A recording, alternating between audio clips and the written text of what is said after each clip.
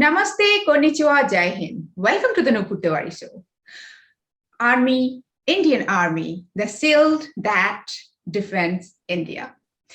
Today we have a very special guest with us, and he is none other than Lt Gen Satish Dua. He is retired Army General, former GOC 15 Corps, Kashmir, retired as Chief of Integrated Defense Staff, counter-terrorism expert, author, motivational speaker, TEDx speaker. And when I talked about author, his book, India's Brave Hearts, which released last year, and this month it is already translated in Hindi. So let's welcome Lt Gen Satish Dua. Lt Gen Satish Dua, welcome to the Thenupurtewarishow. Jai Hind. Jai Hind and konnichiwa, since you're talking from Japan. It's really nice to be here. Thank you for inviting me, Nupur. Thank you so much for making time and talking with us, because there are many viewers who are really eagerly waiting to listen to you. So definitely, since I'm not from Army background, so my first question is going to be like, why did you choose Army? A simple question with not so simple an answer, perhaps. My father was in the Air Force. So I grew up in the Air Force camp, seeing fighter jets flying overhead and so on and so forth. So one has been seeing that. So one part of it is a natural desire to join the forces. Initially, in fact, I was very kicked to be a fighter pilot. Later, interestingly, as I mentioned in the book also, I started off by trying to become a doctor. I joined the medical college. I haven't completed the first year, but I have done the first semester.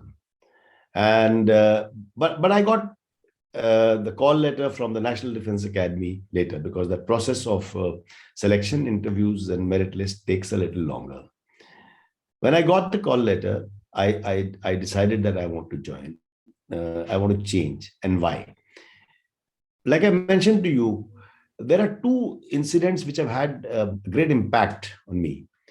Like I mentioned, growing up in an Air Force camp, but in 1965 Indo-Pakistan War, my father was posted on a forward air base in Punjab.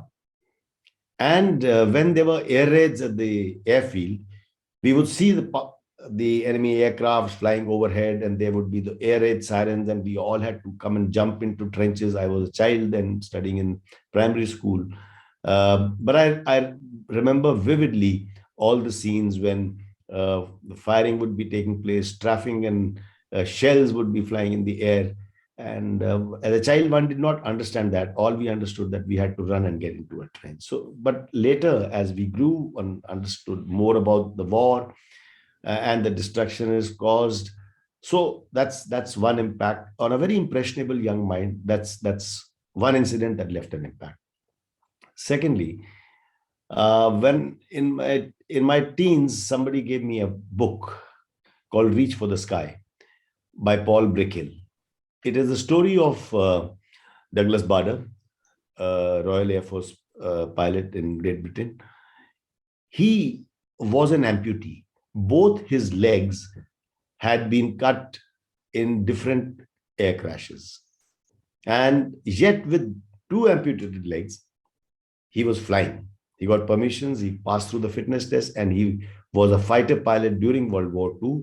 He got shot. His aircraft got shot over Germany. He was taken as a prisoner of war. And guess what? He would escape from every prisoner of war camp that he was put in or transferred to. So his is a very inspiring story. I would recommend that book to anyone who's so inclined, because that inspired and motivated me that I want to do something and join the armed forces, work and serve the country. Wow. Such a, even, that at that age. So what was your age at the time when you read the book? When I read the book, I think I was about 15, 16 years old, somewhere. So teenager's yes, mind, yes. It really impacted so like I said, a lot. Like I said, I was in class 3 when I saw those air raids live. happening in Punjab. And I was 15 or 16 years old when I read this book. So that left a very profound impact. Both are very impressionable years. So when you were class 3, when 8, 9 year old kind of, it's very, Yes. and 1965 war was happening. And then from there, I think it just continued in your brain, like never fade away, never did. So you just, then the 15, 16, you found that book. And I think those both experiences made you do what you are today. That's right. When I look back, I could see many instances, meeting some senior officers or meeting some National Defense Academy cadets, Air Force cadets in Bidar, a place where they used to come for the flying training. My father was posted there. All those small little incidents also must have left an impact and a desire or reinforced the desire to join the army or armed forces. Then it was Air Force. But maybe when I got selected to join the medical college, everyone said, you'll be fooled to pass it up. People don't get this. So you must join. And I joined the medical college. But when I got the call letter or to join the National Defense Academy, I think there was no doubt in my mind what I wanted to do. It took a little while to persuade my parents, but eventually they gave in, seeing that I was so determined to join the National Defense Academy. So there was no looking back. Absolutely. And I must say that, and no regrets to this day as to why I joined the armed forces, why I joined the army. So yeah, that was actually my question. Have you ever regretted? So there is no regret. None whatsoever. God has been kind. I have been able to do what I wanted to do in my life. And I've had some very good opportunities to be part of some operations and operational duties, which is most fulfilling for a soldier. Yeah, as we can see that you really the Uri Surgical Strike. That happened, I think, because of you, and we would love to know more about it. How did it happen, and how was it? Because as a civilian, we don't know anything, how things happen in army, armed force, how they implement things. So if you can just explain a little bit for us. I'll talk about that now that you asked me a question. But you said you started off by saying that we can see because of Uri Surgical Strike and all that. But I must also tell you what is most, what is captured in these stories, apart from that you mentioned, and I'll talk about it, is the stories that one has taken part in operations with soldiers. Operations mostly countering terrorists in J&K. Pitched gun battles, some achievements by our soldiers when they eliminated the terrorists, some heartbreaks, losing a colleague in battle. So those are the things that one has written in this book. I think those are also those are maybe more important to me than just the surgical strike. So surgical strike was an important thing, and to tell you about it, it was an important landmark in the way India deals with terror attacks now, especially spectacular terror attacks perpetrated or sponsored from across the line of control. On 18th of September 2016, 4 suicide terrorists came in and into our army camp at Uri, which is bang on the line of control. And we lost 18 soldiers. Now, 18 young lives lost on my watch. For me, it was a very dark day, a dark Sunday. It was a Sunday. And, you can imagine the pall of gloom that must have descended in the families and houses of all those 18, and they were from different parts of the country. And that very day, the defense minister, in the afternoon, he landed up there because of this tragedy. The army chief was there. And when we were briefing him, he asked for options. And boldly, we gave him options that we could execute. Always we have been on the defensive when Pakistan sends in terrorists, because they also have a plausible deniability, and they say, no, they are not, we have not sent terrorists, they are your homegrown freedom fighters, etc. So we are forced to be on the defensive because we don't send in terrorists, we don't send anyone across the LOC. We decided to change on that because there was anger in the nation against Pakistan-sponsored terrorism. There was such great outrage against losing so many soldiers. My soldiers wanted revenge. The leadership in our country was agitated. So we decided to turn this pain into an opportunity. And when the defense minister gave us an option, we said boldly, in fact, I said, we will take the battle across into his territory.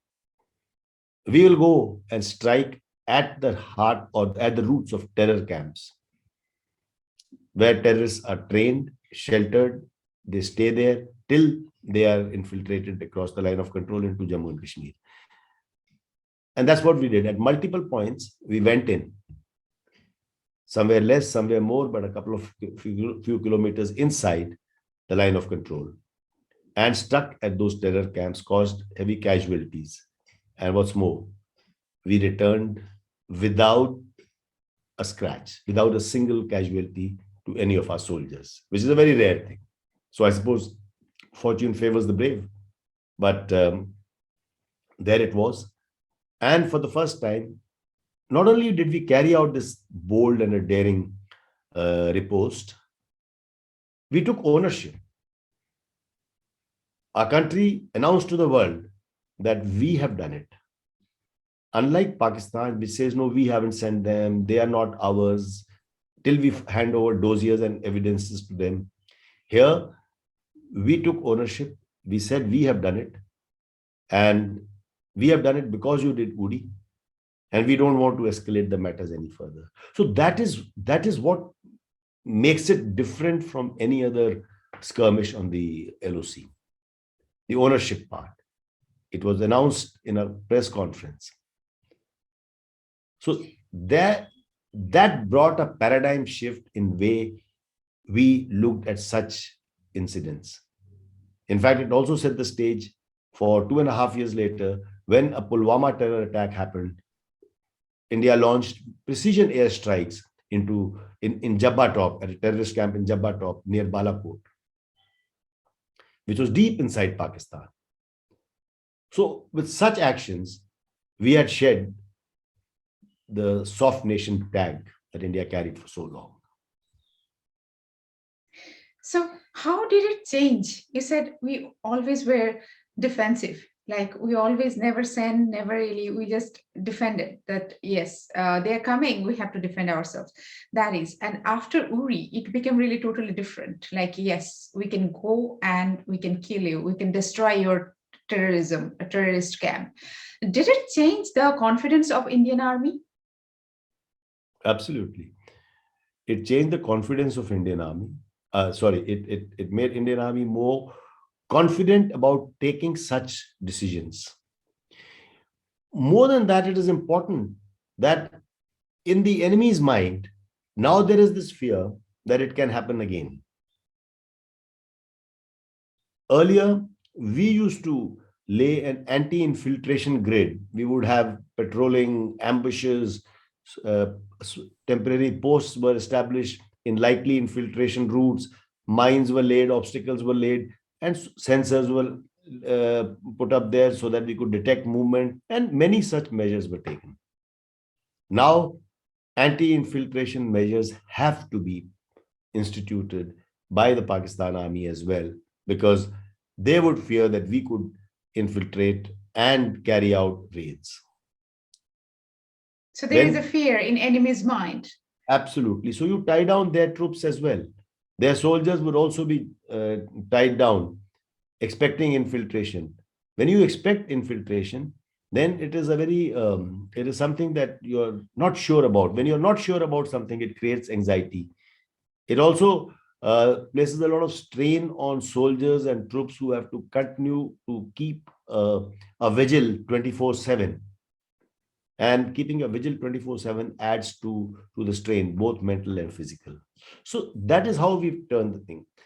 Thirdly, and the last thing that I want to say is that with a bold leadership, because that kind of a decision has been taken a couple of times. The world also sees, whether it is Pakistan or the rest of the world, also sees how resolutely India stood up to China, whether it was the Doklam Plateau in 2017 or Ladakh last year.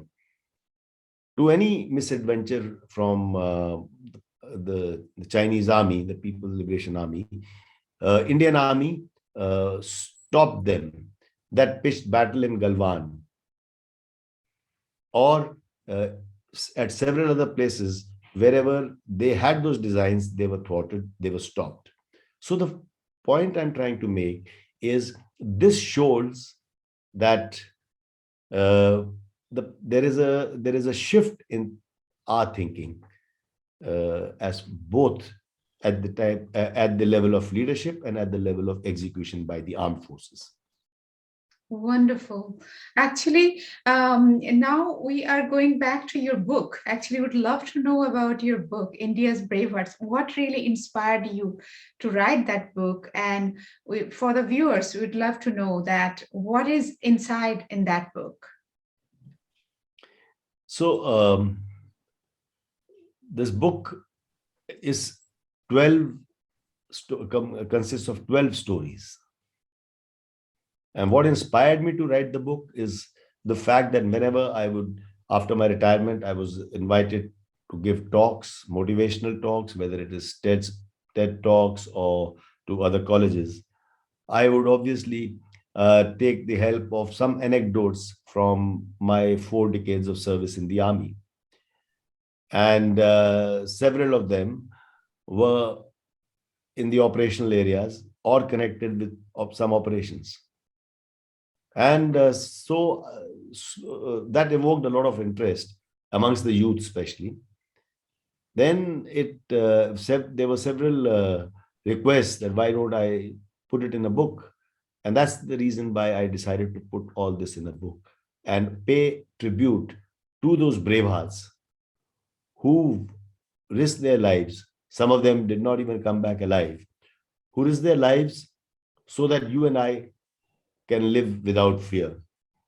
To keep our borders safe, day in and day out, a soldier toils. He does not go home. There is no Sunday, there is no Diwali or Christmas or New Year's. He continues to risk his life, in fact, day after day, and quite often unsung. But it does not deter him. That is the worst. That is the best part. It does not deter him. He continues to risk his life without thinking about his family or his parents, so that your and my family, we all can live safely. So this book has stories from the line of control. It explains what is line of control. It has all are my first-hand experiences. So surgical strike you asked me about, and I mentioned to you, is only one story in this. There are other stories, and not all of them are about, what should I say, all macho actions. Most of them are, but then it's to bring out how brave some soldiers have been with names and places. But then there are stories of heartbreaks. There are stories where someone did not come back alive. There is a story about a hospital, how good a hospital is. Can you believe it that there is a hospital which has a credo to live up to? And the credo is, if you get there alive, you will live.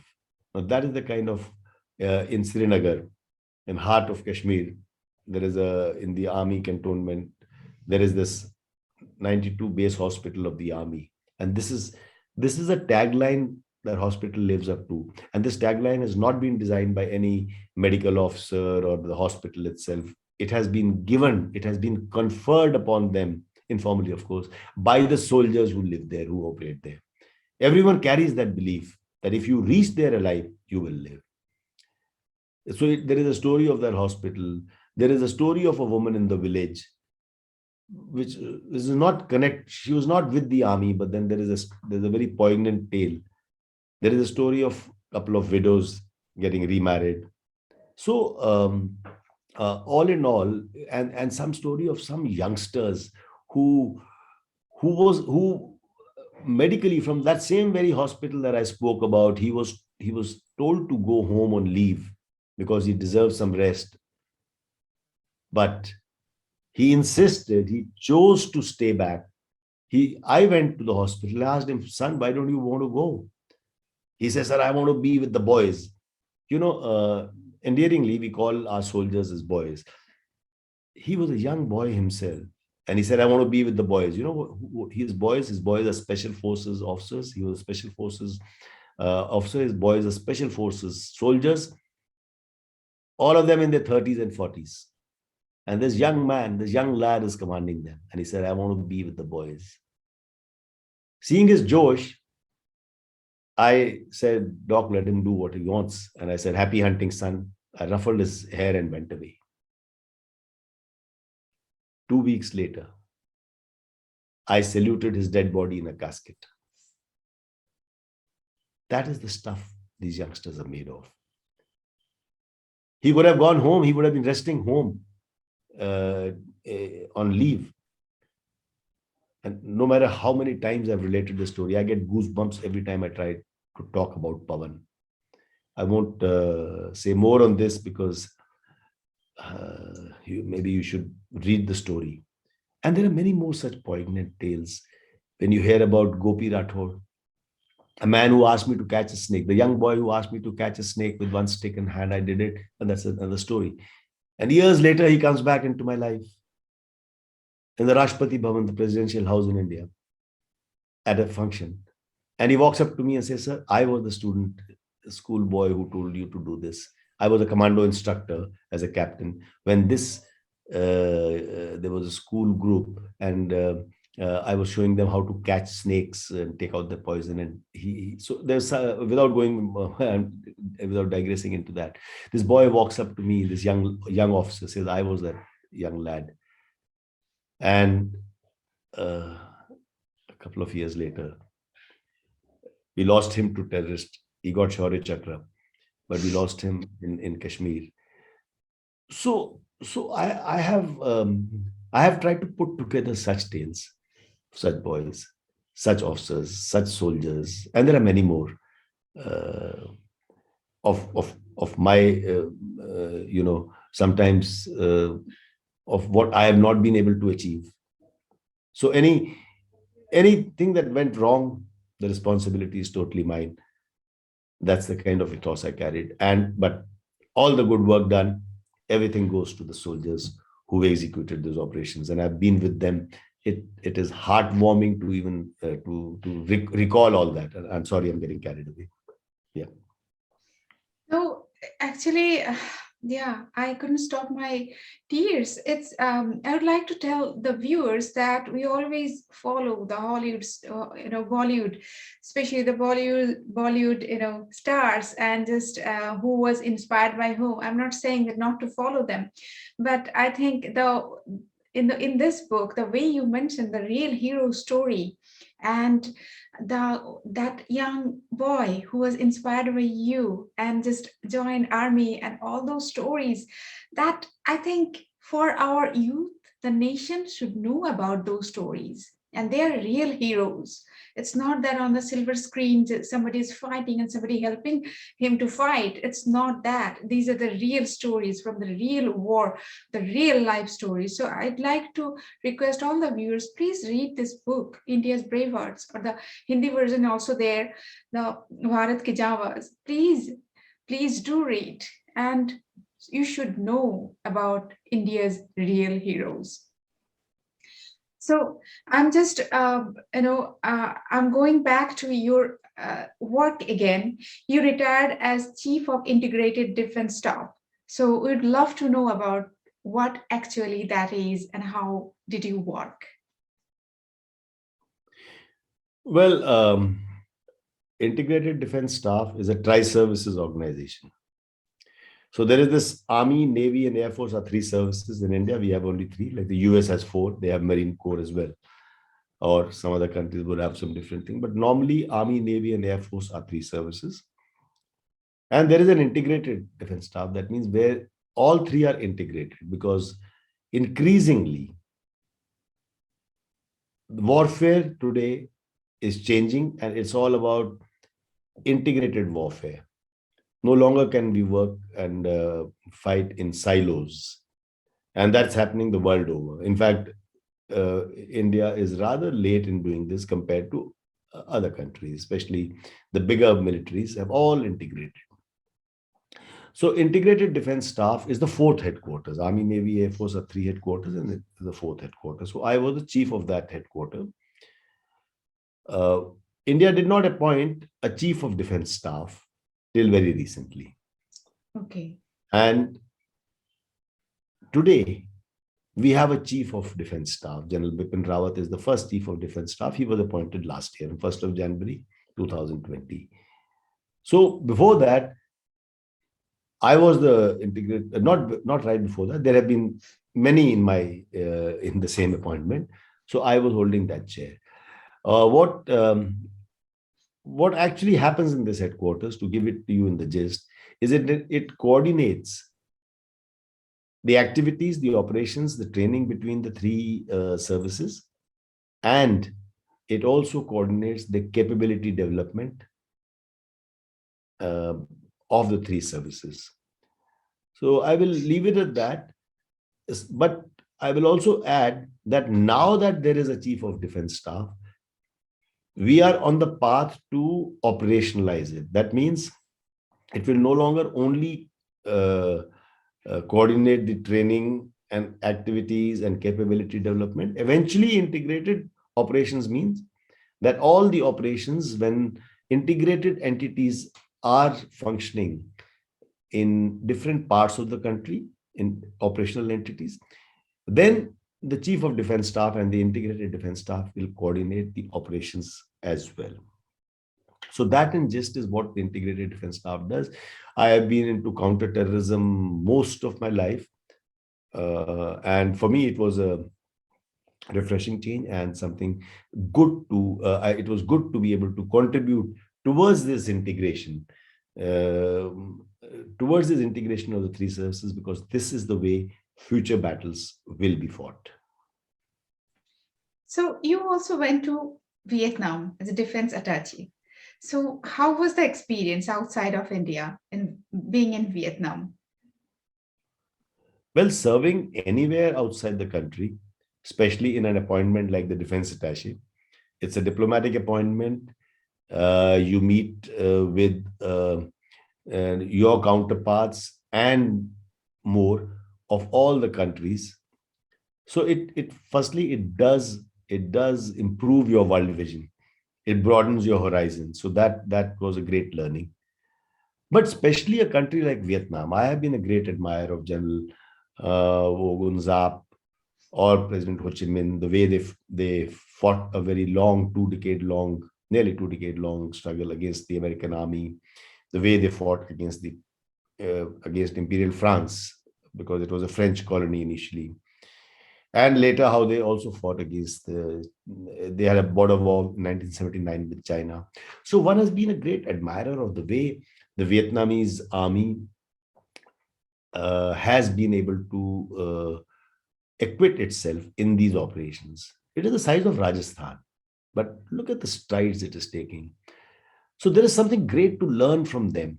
And during our younger days, we had that prescribed in during our competitive exams. We had to study those campaigns, and so from that point of view, also it was great to serve there and see the ethics that their army holds dear, see how their soldiers work. It was a learning experience. And the last thing on that, like I started to say, it is the size of Rajasthan, but today it's one of the fastest growing countries in the world, and it has turned its ethics into or it is pervaded in their work ethics. They are very disciplined people. So there is a great to learn in such countries, and it was a really enriching experience for me. Wonderful. So as we started with that, you joined the medical school, then then you quit there. So did Mhm. you, and you never regretted for joining army, Indian Army. So did you encourage your children to join the army, or what they chose in their lives? To be very frank, like I told you earlier, my parents were not happy that I was leaving the Okay, medical okay, college yes. to join the National Defense Academy, as I said that to you earlier. So I think it is very important that a young person gets to do whatever he or she desires for. Because True. if you can turn your passion into your profession, nothing like it. Because you will never have a tough day in life because you love doing what you do. So there would never be a time that you would feel overworked or stressed. You could feel tired, you could be occupied the whole day, but it would seem gainful because you love doing it. So I think that is most important, rather than my trying to or any parent trying to thrust it down the children's throat, even influencing them that no, you must join the army, while they've grown up in the army camps all their lives. Like I grew up in Air Force camps, but when they chose not to join the army, both my sons are not in the army. My elder son actually was keen at a point of time. He wanted to join the army, but he had his eyesight was weak since birth. There was some defect, and he could not qualify. So once he realized that he would not qualify, he did not. He gave it up mentally. So what I'm trying to say is that when they decided or chose not, when they chose not to join, I did not want to persuade them. I did not want to force them. And they're very happy. They're both in the corporate world. They're happy doing what they're doing. And I'm happy with their decision. Exactly. As you said, that we should follow our passion. Absolutely. Yeah. So I'm sure they're following their passion. Yeah. So actually, since we are going to end our conversation here, so I would like to request you to give a message, to the country's youth, the nation youth, because I think that is the Yes. most important thing. The real hero like you can give, and they should follow it definitely. Please. Um, what I would like to say to the youth of India is a lot of people walk up to me whenever I go and give talks in the colleges or universities, and they say, "Sir, we want to join the army." Both young men and women, or they would say, "I tried to join the army. I went there twice. I did not make it." It happens. So my message to all of them, I always say this, and I'm going to repeat that now, is you're welcome to join the army or the armed forces. We need young men like you, young women like you. But to those of you who could not, or those of you who will not, because not everyone wants to make it their profession, a full-time profession, a full life profession. So those of you could not or will not, I want to say that you don't have to join the army to serve the country. The growth story of our country needs every skill set. We need the doctors, the engineers, the architects, software engineers, the innovators, the startups. We need each one of you. Your successes and your failures all are very dear to us because that is how India is growing. So, at the expense of reputation, I would say you don't have to join the army to serve the country. And if you want to show your respect to the soldier, for a soldier, be a good citizen. For being a good citizen is actually very tough. It is not easy to be a good citizen. You have to walk the extra mile, take the extra trouble to do what you need, what you should be doing, and not. It is tough to take the harder right it's always easy to take the easier wrong. So if you want to respect the soldier, be a good citizen. Be a citizen worth dying for. Jai Hind. Jai Hind, and it was such a great message. Yes, be a good citizen. I think that is the great message youth can follow. I think everyone should follow it. Be a good citizen, and my salute to the real hero of India. Really, it was such an enlightening experience for me interviewing you, and thank you so much for giving time. Thank you, and definitely, we'll be looking forward to know more, to learn more about your work. Not only your work, as I said, you are real hero of India. So we all really salute you. Jai Hind. Thank you, Nupur. The real hero is the Indian Army soldier. That simple soldier is the real hero. So while I say Jai Hind to the viewers, I also salute the Indian soldier. Jai Hind. Jai Hind. And namaste. So that was today's episode. Indian Army, the shield that protects India. जरूर इसको share कीजिए, जरूर subscribe कीजिए channel को, और don't forget to press the bell button, और बहुत लोगों के साथ, बहुत स्पेशली यूथ के साथ शेयर कीजिए कि हम ये जो इंडियन आर्मी के मॉरल वैल्यूज और एथिक्स यूथ में ज्यादातर इसको स्प्रेड कर सके। तो आज के लिए यही तक, अपना ख्याल रखिएगा और जय हिंद।